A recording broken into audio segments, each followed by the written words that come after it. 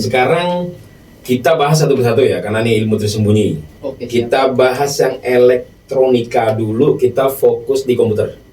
Oke, komputer. Nah, saya nih ya, karena retail team Indonesia ini kan juga melayani software ya, komputerisasi. Jadi orang kalau ngambil satu paket komputer, dulu awal-awal itu dulu, wah kita gila banget Kun, beli komputer padahal dia udah toko komputer nih.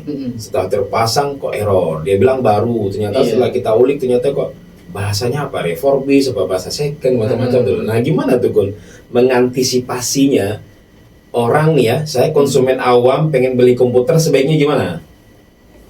Second. Nah, Kita kalau bicara di komputer oke, yang pertama second dulu. Oke, yang second dulu. Kalau kita mau beli komputer second, yang jelas kalau kita mau beli komputer itu harus tahu peruntukannya untuk apa. Oke, ya harus tahu peruntukannya untuk apa. Iya. Oke, itu yang pertama. Itu yang pertama. Oke, sekarang saya anggap saya pengen beli komputer untuk anak saya aja, untuk kuliah. Untuk kuliah. Ya. Berarti kan itu nggak jauh-jauh dari Office dan mungkin editing dikit-dikit kali ya. Oke.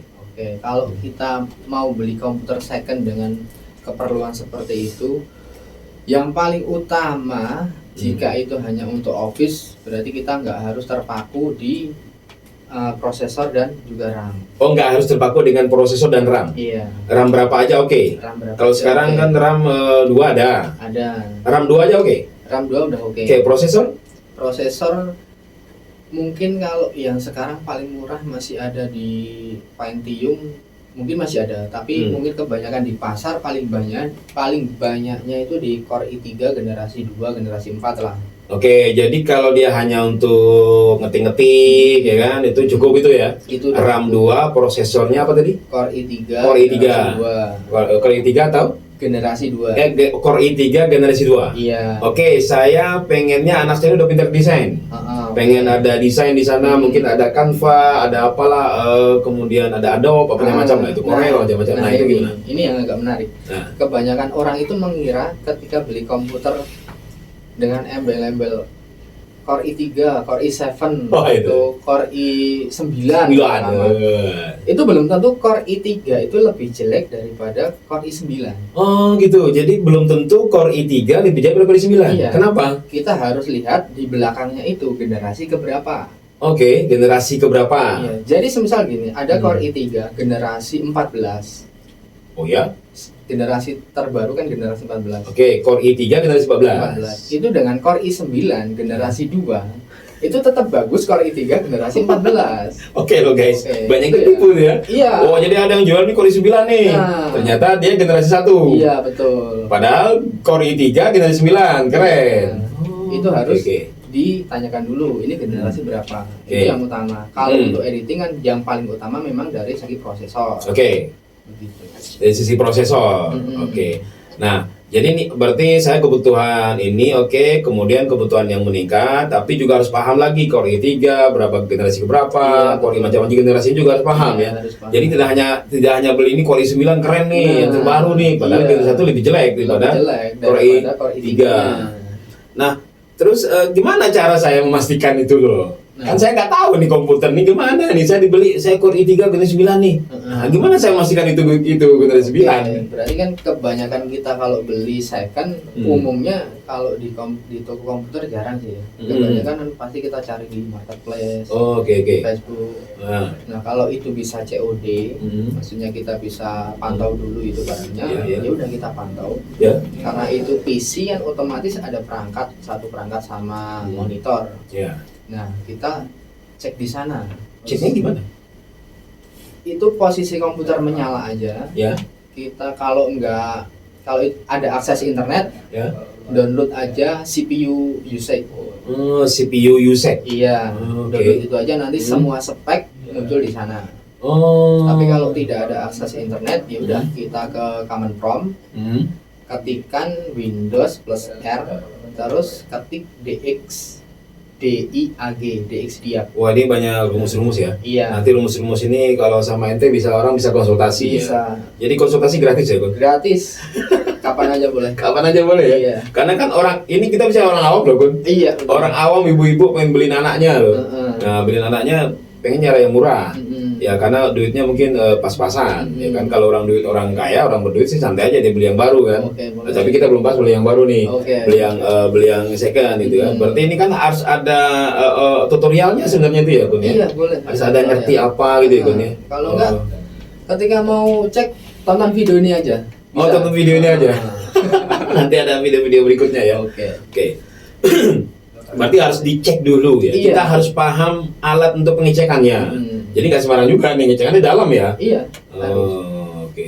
Itu baru mendasar. Sebenarnya kalau kita beli second itu harus lebih mendetil lagi. Karena kalau dibilang itu kan hanya komponen, salah satu komponennya. Kalau kita bicara tentang komputer, apalagi itu untuk yang expert lah bahasanya, karena itu kebutuhannya untuk editing kan. Otomatis itu semua lini dari part periperalnya komputer itu sangat berpengaruh. Dalamnya semua ya. Iya. Nah itu mungkin bisalah kita bahas yang lebih mendetil lagi. Yang jelas faktor utamanya prosesor dulu, karena prosesor itu nanti yang menentukan. Jadi yang pertama prosesor dulu. Iya, ini harus benar-benar kita aware tentang prosesor ya. Oke, wajib banget itu. Itu yang paling utama dulu. Artinya kan ketika kita membeli prosesor ini kan pengecekannya kan harus dibongkar nggak sih Kun? Tidak. Oh enggak? Enggak harus Bang. Enggak harus dibongkar? Enggak harus. Kalau yang dibongkar itu apanya? Kalau bisa kita mengetahui RAM-nya? RAM itu dari DX Diak tadi udah ketahuan. Oke. Apalagi hard disk? Hard disk, motherboard itu udah ketahuan semua. Oh, tanpa kita bongkar? Tanpa kita bongkar. Oh, nggak perlu dibongkar dulu? Nggak perlu dibongkar.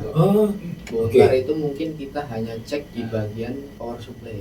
Power supply? Nah, apa itu? Power supply itu jadi kan yang mencet-mencet itu ya? Bukan. Oh, bukan. Power supply itu khusus untuk penyuplai dayanya. Oh, penyuplai daya. Nah, itu ngeceknya gimana tuh? Itu memang kita harus bongkar. Dan kita harus cek di hardware-nya itu seperti apa. Karena kan power supply itu ada beberapa jenis. Nah, itu penyakitnya Kun. Dulu saya beli percakapan sama orang, errornya power supply mulu. Akhirnya kan saya bayar lagi gitu. Nah, itu yang harus dipahami ya. Jadi apa tadi? Ada beberapa apa? Ada tiga jenis. Tiga jenis power supply. Satu itu kan power supply dari bawaan casing. Bawaan casing. Iya. Yang kita kedua beli casing itu biasanya sudah include power supply. Oke. Itu kita beli casing 250.000 aja udah dapat power supply. Oke. Jadi ya bisa diasumsikan aman. Power supply ini harganya sekitar 100 ribuan. Itu sudah jelas sangat jelek. Malah jelek? Iya, itu sangat jelek. Nah, terus ada lagi power supply yang 80 plus. 80 plus. Nah, 80 plus ini itu tergantung nanti dia terdaftar di lisensi atau enggak. Karena ada dua jenis yang membedakan ini. Kalau dia terdaftar di lisensi, jadi gini, artinya 80 plus itu efisiensinya si power supply. Jadi ketika kita pakai power supply yang tidak ada lisensi, tidak ada 80 plus, itu ketika si CPU ini dia membutuhkan daya 100 watt. Itu power supply mengambil dari PLN itu 2 kali lipatnya. Itu yang bikin boros. Jadi walaupun harganya murah, tapi dia boros di listrik. Boros di listrik. Ada pengaruh ke listrik juga ya? Ada.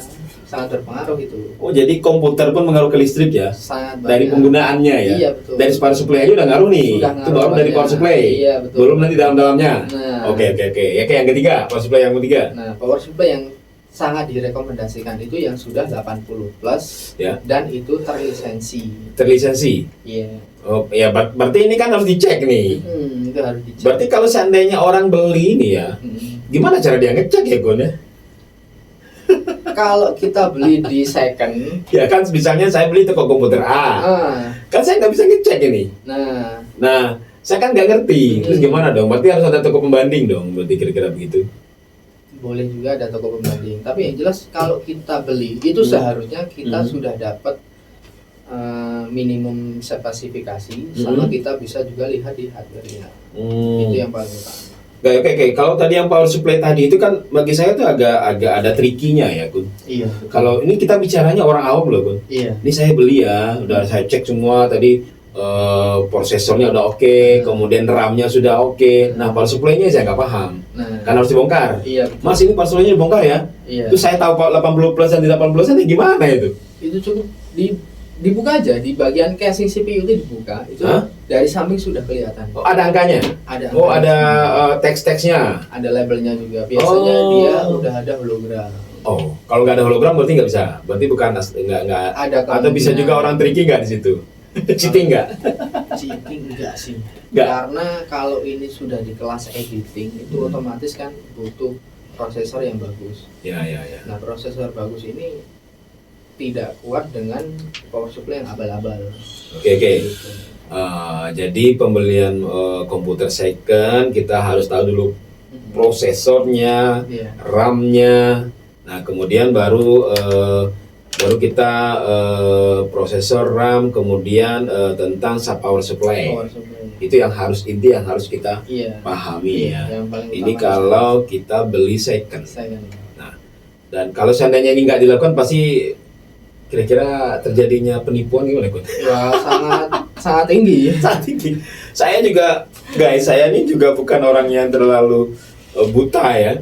Ya, karena saya punya perusahaan dan saya percayakan, kemudian ketipu juga ya. Iya. Banyak itu kan, kita kasih ke klien udah garansi setahun lah ya kan. Akhirnya kan rusak. Iya. Ini persoalannya bukan apa-apa. Ya, karena harus membayar lagi teknisi ke sana. Dia kan bilang ya saya bayar teknisi, kita bayar lagi ya kan. Ini kan repot di situ kan. Iya, betul. Nah, ini kita baru bicara tentang bagaimana membeli komputer second. Jadi hal-hal yang tadi yang tersembunyi tadi itu adalah prosesor, kemudian RAM, kemudian power supply. Ada lagi ya selain itu? Kalau dibahas banyak banget.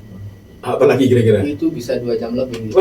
Kita bicara dari prosesor aja. Oke, prosesor kan yang paling umum itu, yang paling mudah tadi ya. Yang paling mudah. Ada generasi. Dari situ kita sudah bicara tentang RAM. RAM itu aja dari serinya sudah banyak banget. Oh. Gitu.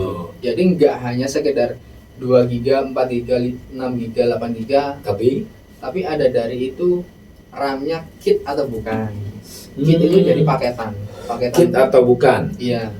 Jadi ada yang jual, misal gini, ada komputer dia jual gila. Speknya 4 GB. Ya, RAM-nya 4 GB. RAM-nya 4 GB. Oke. Itu hanya 2 GB, 2 GB. Ya. Ini beda merek.